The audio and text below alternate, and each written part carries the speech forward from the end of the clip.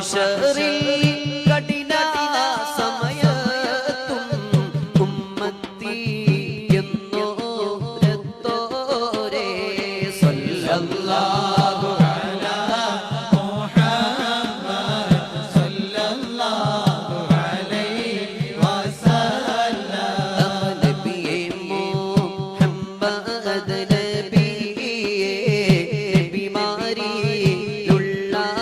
ഷഫീഇ സല്ലല്ലാഹു അലാ മുഹമ്മദ് സല്ലല്ലാഹു അലൈഹി വസല്ലം തമതള